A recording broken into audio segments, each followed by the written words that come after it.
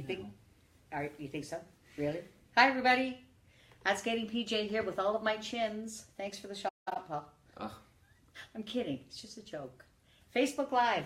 It's Wednesday night, which means we're going to talk figure skating. But before we do that, I want to mention about all of my skating friends out there who do fantastic work, starting with Jackie Kwong at Rocker Skating. You want to find out sort of what's going on at a competition. His posts are fantastic. I was following along from Mexico City, where I was at the World Archery Championships, of all things. And Jackie had the most amazing post from Rostelecom Cup in Russia. So I got all of my information from him. So you guys should too. I also want to make sure that you go to see the Skate Guard blog. That's my friend Ryan Stevens. If you want to think about or learn about historical figure skating, he is the guy. Hi, Christine. I'm going to talk to you in just a little bit about Queen Carolina Costner, because you know what? I was almost verklempt watching that free program. Okay, so let me get back to the other thing. So we got Jackie, we got Ryan. Then there's Golden Skate, and that's with my buddy Ted Flett, great writer. And check out what Bev Smith is writing all about. Oh, and that's Paul putting links up. I was just trying to read from a distance. Okay, let's talk about Russia. I thought there were some very interesting things that happened in Russia. I don't know if you guys felt the same way, but I, of course, had predicted that Yevgenia Medvedeva would take the crown, and no surprise there, she did. But what was a surprise was just the sublime Carolina Costner. I would absolutely love for her to just be able to do this Olympic season the way that she's always wanted to. What's the matter, Paul? Paul's just sort of sitting off to the side here in my virtual living room. Hey, Marcos Mitchell, nice to see you. I'm so glad that you're here. Looks like my sister's here. Princey, how are you? Oh, now you can see all of me. See, that's why you've got your sister there doing the comments. Paul's shaking his head. So, but Russia, I want to know what you guys thought. And you know what? Nathan Chen's free program is glorious. Choreographed by the one, the only, the legendary Lori Nickel. I just think it's a beautiful program, very mature. It's really speaking to the fact that he is somebody that we're just going to have our eye on for a very long time. He is something else, and you know what? A real contender for that Olympic title. So where are we at? About 17 weeks away. I cannot believe how quickly the time goes. Jerry Durant agrees about Carolina. A lot of people agreed about Carolina. Yeah, she was just, it almost made me emotional watching her. She just is so connected to that music. If you haven't looked at it, and you go to Rocker Skating, to Jackie, Jackie Kwong's coverage, you can even see the video. I looked at it on my phone. The nuanced expression. Another sensational program from Lori Nickel. Lori Nickel and Carolina Costner worked together for a very long time. And sublime for Jerry, that is exactly the right word. I just am in love with that program. I also, what are your other favorite Carolina Costner programs? I loved her Bolero. I thought that was also just amazing. So Jean-Philippe Paré, Carolina is the greatest. You got my vote, buddy. You bet. I think so too. It's going to be very interesting to see how she progresses towards the Olympic Games, because, of course, it's all the stuff that's coming up. You know, when you think about what the skaters have to do now, you know, you've got, if you're in the top echelons, you've got 2 Grand Prix potentially, Grand Prix final if you make it. That's top 6 entries in each of the disciplines. And then you've got potentially your nationals, European Championships or 4 Continents Championships, and then the Olympic Games, and then Worlds. I asked the question, favorite Carolina programs. Jean-Philippe said the Mozart one? The Mozart one. I think I know which one you mean. Okay, what color was the dress? I also have to know that because, the girl looks good in everything. But I really particularly loved that Bolero program. It was just sensual without being It was tasteful. That's the word I was trying to say. So Joseph said Bolero. Hey, how are you? Nice to see you, Joseph Stewart. But he also said Bolero was great, but I watched her the Ave Maria on repeat for weeks after the game. You know what? That was beautiful. And you know what? I'm not usually a big fan of Ave Maria. I find it a little bit overdone. It's kind of like, oh, what's the name of that piece of music? Okay, stay with me, people. I'll come up with it. It's that one, it's one of those big ones that people were using all the time.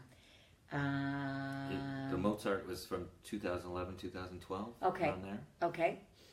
Gray dress and looks like black leggings. Oh, yes. I do remember that. Okay. But there's only so much room. See how small this head is? Right. Only so much room in my head for programs. So Bolero's the one. Bolero seems to be the big hit. Yeah. Ryan from Hey, Ryan. We were just talking about you. That's my friend Ryan. Ryan's the one that writes all of the fantastic, especially historical pieces, but not just historical, on the Skate Guard blog. So Ryan, thank you so much for joining us tonight. That is fantastic. Right, let's see, what do we got Chan here? 2. Chan, so they love Coster. Chan 2, when they seem to forget about medals and just skate in a parallel universe. That's an interesting question, though, of like these skaters that are, they've been successful, they've had long careers, when they are just skating for themselves. You know what? That is really what skating should be. And it's funny, I was speaking of Rostelecom Cup competitors, Piper Gillis and Paul Poirier's coach, Carol Lane. And she was telling me about the fact that they really decided that they were just going to skate for themselves. They were just going to use material that they really spoke to them. And you know what? I love their stuff. I just think it's fantastic. And shout out to Jeff Demetriou, who almost joined us last week. He is another choreographer buddy of mine. He's done some sensational work in television, films, closing ceremonies for the Pan Am Games. And Jeff has been doing some work. If you look on Facebook, on Paul Poirier's page and on Jeff Demetriou's page, you'll see that he's been doing some work with them as well. So, you know what? There's some talented people out there. All right. Christine said, I cannot wait to see Virtue and Moyer again and again. So maybe you should talk about them a little bit. See, where are they at, do you think? Well, you know what? Here's the thing. I think I have said it as soon as I heard that they were coming back, and confirmed it once I saw them skate. I think that they are my early pick for Olympic champions. I think that they have sort of the skill, the charisma, the ability to really engage us as the audience, but also to perform elements that are so difficult that it earns them the big points. Will they be able to just do it, and it's not a walk in the park. The French team, Gabriela Papadakis and Guillaume Cizeron, are very, very talented. They didn't become two-time world champions because they don't know how to skate. They became two-time world champions because they are beautiful skaters. I still think, for my money, though, Tessa Virtue and Scott Moyer can express music unlike anybody else. They are chameleon-like. They can portray so many different characters and so many different genres of music that I think that they stand alone. So, Christine, I'm with you. I can't wait to see them. I'm going to go to Regina and cover Skate Canada.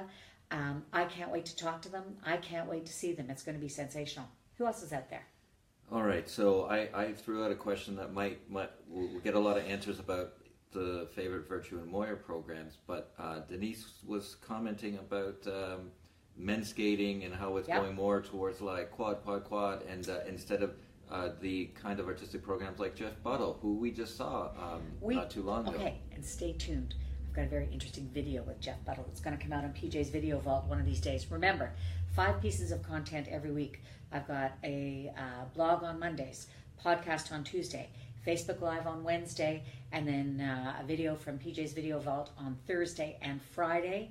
And every so often we're going to have a little surprise stuff. I'm trying to work on some surprises for Skate Canada, but we'll have to see what happens. Oh. Jeff Buttle, yeah. Okay, keep going. Okay, Jeff Buttle, of course, choreographed, rejigged the program for Yuzuru Hanyu for his short program. He has now earned a world record score, beat his own world record score, and then beat it again in September on Classic. Did not have a great showing in Rostelecom Cup. Ended up with a silver medal despite winning the free program. So Jeff Buttle, sensational. So I just want you guys to know, quads are just the new triple. It used to be a time that, you know, triples, when you think of Don Jackson landing the first triplettes in the early 60s, I mean, that just became the new standard. This is the new standard for this sport. So I don't think it takes away. The skaters at the top, let's say top 10, all can skate. They all can express music, some more than others. Okay, so so there's a few questions here. So first, some of the Virtue More. Okay, Ryan said easily, "Dream a Little Dream of Me," Okay. Cheek to Cheek Short Dance. Okay. And I love that too. Jean-Philippe said the Prince one. Yeah. Yes. All right. You know what? Carmen still is my favorite. Sorry, I just loved it. Prince was great too. Jean-Philippe also added, he was wondering about Séguin and Bilodeau. Yeah. What happened? They didn't. He's saying his comment was they not the marks they deserved. Question mark. Well, you know what? I think that they're still on the comeback trail. I think that is a team who is very smart.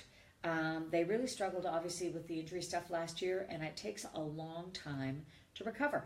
So I expect to see their best performances in front of them. I think that we're going to see them in that battle for, you know, second and third at the national championships to see who's going to the Olympic Games. Julien Séguin and Charlie Bilodeau are fierce competitors, and I think that they are also the face of Canada's future in pairs. So I think we're going to have to wait for a little bit further along in the season to see their best work. Why is Carmen your favorite? Who wants to know?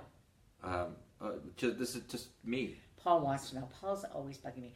Do you know what? I just thought that it was the most exquisite expression of that particular music, that particular storyline. I just thought that it was extremely adult. It was quite raw. I thought that it was, you know, if there was ever a femme fatale sort of character, and the way that Tessa Virtue expressed it, I just thought it was beautiful. So can I ask you a question? Do you know is Rhonda? this you, Paul, or somebody else? Yeah, this is me. Do you know Rhonda? Rhonda who? Rhonda Wood Davis. That's my cousin. Okay. So why don't Hey, you? Rhonda. Because you're. Pick me up at the airport tomorrow. You better. Because you you wrote a blog about this.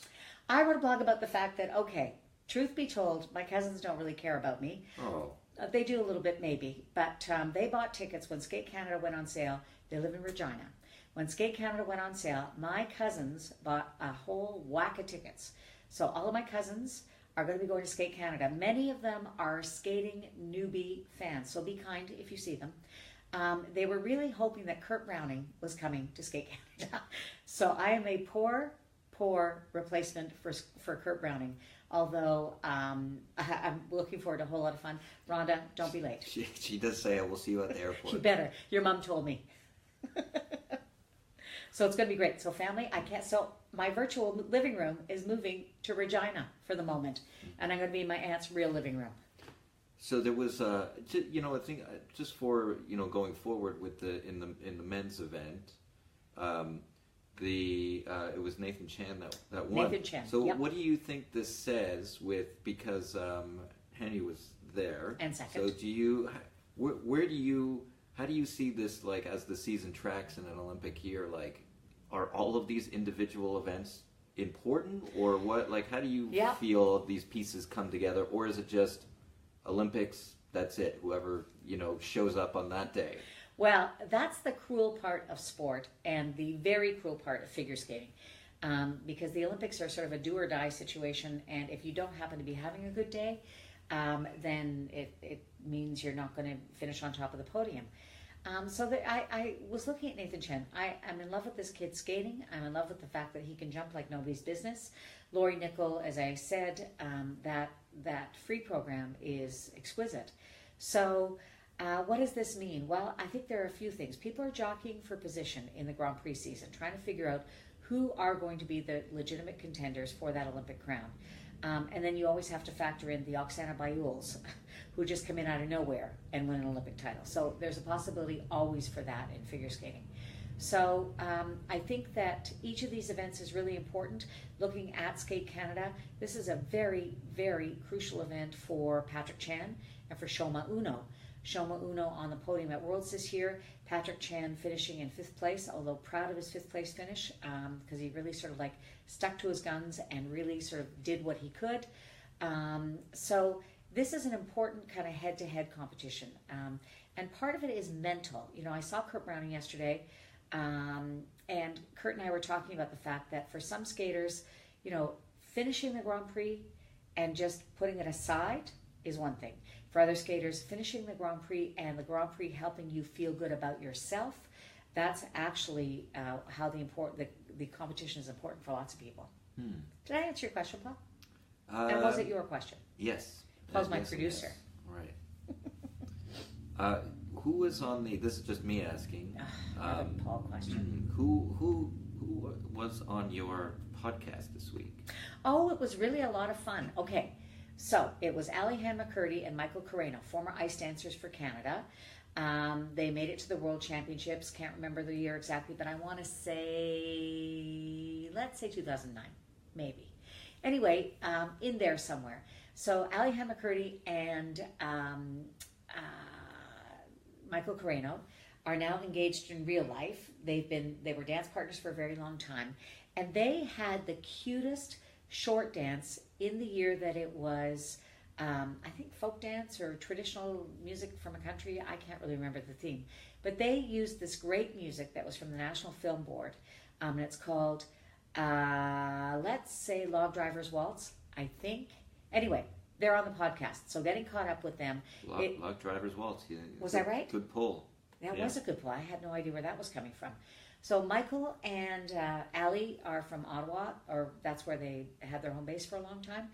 They have moved to Toronto, and I just wanted to catch up with them. So who knows who I'm going to be able to snag while I'm in Regina. I see a comment from Amanda Kwong. More Paul. She says, I don't know if she's Amanda Kwong, my daughter. Yeah. Shouldn't you be walking the dogs or something, Amanda? I mean, seriously. What do you want to know from, like, what do you want to what do you want people to ask you about here? Like, well, let's talk about who you think is going to take the titles in Skate Canada. I have my CBC blog coming up a little later this week. In fact, I think it comes out tomorrow. So be interesting to see what you guys think about my PJ's Podium Picks. I just think that it's going to be a very interesting event. I also can't wait to see Caitlin Osmond. Caitlin Osmond is going to be at Skate Canada, duh. She is the world silver medalist. I got distracted there because I was trying to read. She is the world silver medalist. She is somebody whose skating just keeps getting better and better. I so admire Caitlin for, like, she's really paid her dues between injury and some competitions that are not, haven't been ideal. The fact that she's just been able to do what she can do is just great. Paul's pointing at me. To follow that up, Mary is asking, what are your thoughts about Gabby's new programs? Well, it's Carmen. Hello. You have I told you I like Carmen. Do you know what else? I love Gabrielle Dillman's sense of drama.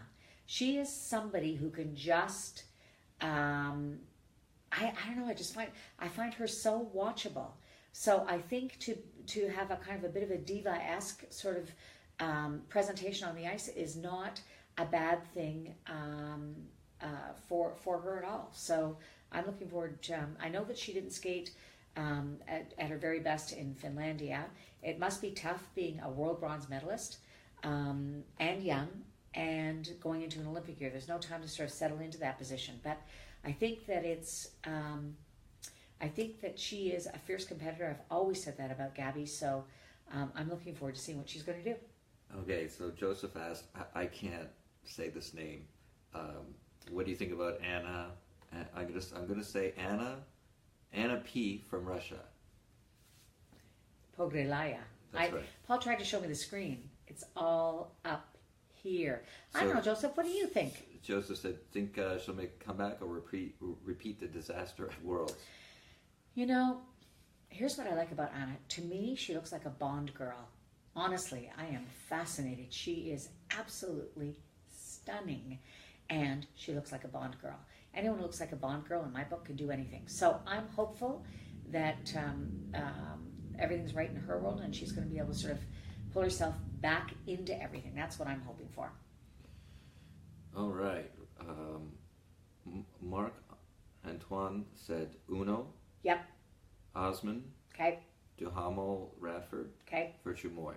You- The pairs is the one that I'm most unsure about. You know, it's funny you should say that, because I did exactly the same as you, and then I changed my mind at the last minute as I looked at it, because I kind of thought, you know what, Megan and Eric, interestingly enough, after Autumn Classic, they decided that they really needed to tweak their free program. And if you go read Bev Smith, you'll be able to sort of read all about it. And they went and did a show in Italy.